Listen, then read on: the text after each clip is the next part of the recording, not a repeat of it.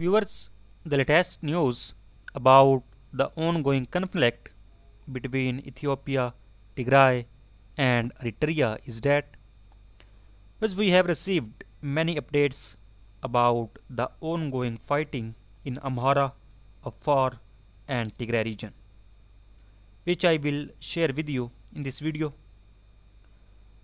Viewers, heavy war is broke out on many fronts in Amhara and Tigray region. According to many reliable sources, war is going on between Ethiopian National Defense Force, its allies, and Tigray Defense Force on Adi Arkay front, in Abergele, on Kobo front, also including near Waja, and in many areas on Eritrea-Tigray border like near Shaire, Rama, Zalambesa, and on Bihale front in Afar region.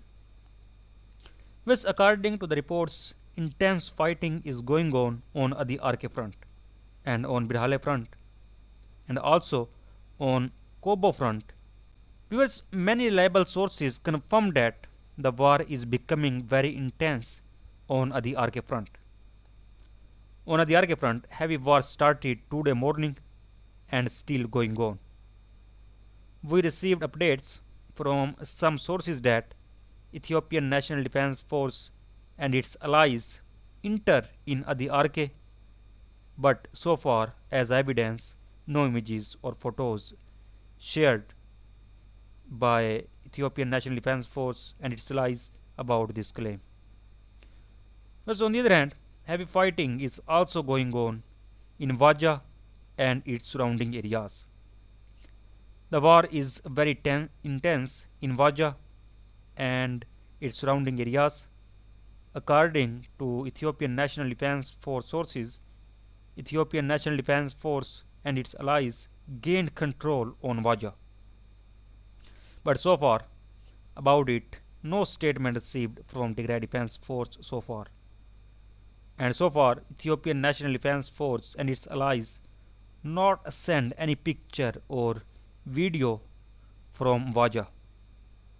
But reports coming that heavy fighting is still going on near Waja. Which, on the other hand, fighting is going on Bihale front.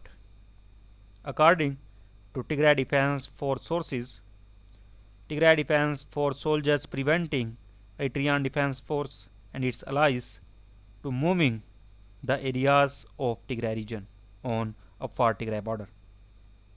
And fighting is also going on Rama and Zalambesa front and near Shaire. But so far, no developing news received from these areas. Whereas on the other hand, Australia, Denmark, Germany, the Netherlands, the United Kingdom, and the United States are profoundly concerned by the escalation of the ongoing conflict and humanitarian crisis in northern Ethiopia. And they said that we call on the government of Ethiopia and the Tigray regional authorities to immediately halt their military offensive, agree to a cessation of hostilities, allow for unhindered and sustained humanitarian access, and purchase a negotiated settlement through peace talks under an African Union-led process. And said that we also condemn the escalating involvement of Eritrean military forces in northern Ethiopia, and we call on Eritrean forces to cease their military operations and withdraw from northern Ethiopia. And all foreign actors should cease actions that fuel this conflict. And multiple reports, including the joint investigation report of the Ethiopian Human Rights Commission of the United Nations High Commissioner for Human Rights and the recent report of the International Commission of Human Rights Experts on Ethiopia, have documented human rights abuses committed by Ethiopian and Eritrean government forces, Tigrayan forces, and other armed actors such as Fano militia since the start of the conflict in November 2020. Whereas human rights abuses documented in these reports include unlawful killings, physical abuse, and gender-based violence, and we are deeply concerned by the ICHREE, finding that there are responsible grounds to believe that starvation of the civilian population has been used as a method of warfare, and the resumption of fighting in northern Ethiopia raises a high risk of further human rights violations and abuses, and said that we denounce any and all violence against civilians, and we call on the parties to recognize there is no military solution to the conflict, and we call on the government of Ethiopia and the Tigray regional authorities to participate in African Union led talks aimed at helping Ethiopia achieve a lasting peace.